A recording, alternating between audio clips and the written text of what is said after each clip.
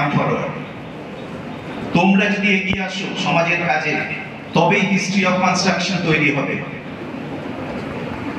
সারা দিন ধরে আমরা যদি শুধু নেগেটিভ চিন্তা করি, সারা দিন ধরে আমরা যদি শুধু নেগেটিভ খবরের মধ্যে থাকি, তাহলে আমাদের মধ্যে নেগেটিভিটি আসতে বাধ্য।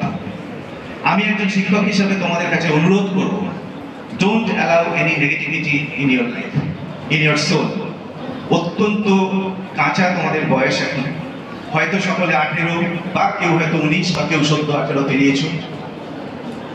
অত্যন্ত গুরুত্বপূর্ণ জীবনের এই সময়টাকে মাথায় রেখে আমি আবারও বলছি, আমি অনুরোধ করছি, কোন রকম নেগেটিভিটি অ্যালাউ করবে না। আমার একজন খুব প্রিয় অধ্যাপকের একটা বক্তব্যে আমি একটা জিনিস শুনেছিলাম, খুব মজা করে উনি বক্তব্য রাখেন, সেই জায়গা থেকে আমার কথাটা খুব ভালো লেগেছিল বলে তোমাদের সেই মজার কথাটা একটু বলতে চাই।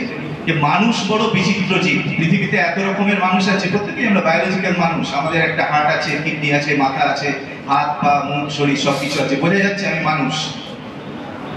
কিন্তু অদ্ভুতভাবে তিনি বলছেন যে একটা গাধার মাকে কোনোদিন চিন্তা করতে হয় না তার সন্তান জন্মাবার পর।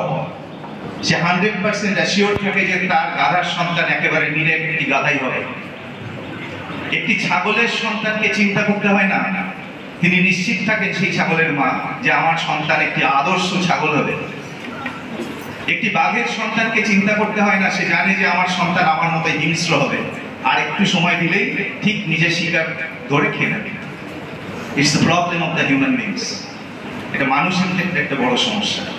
প্রত্যেকে আজকে এখানে যতগুলো মানুষ বসে আছে, ইভেন আমি, আমাদের সকল সহকর্মী, সমরবাবু, সঞ্জীব, যে কেউ, পৃথিবীর যে কোনো মানুষের মা বা তার পরিবার জন্ম দেওয়ার পরে সবার প্রথমে তার চিন্তা হয় আমার ছেলেটা মানুষ হবে তো। You see the fallacy? একজন শিক্ষক হিসাবে যখন ছাত্র আমাদের কাছে আসে, পা ছুঁয়ে প্রণাম করে, বা ছাত্রী আসে পা ছুঁয়ে প্রণাম করে, আমরা সকলেই, আমার সাথে নিশ্চয়ই সকলে একমত হবেন, আমরা সকলেই একটা কথা বলি, মানুষ হও, মানুষ হও।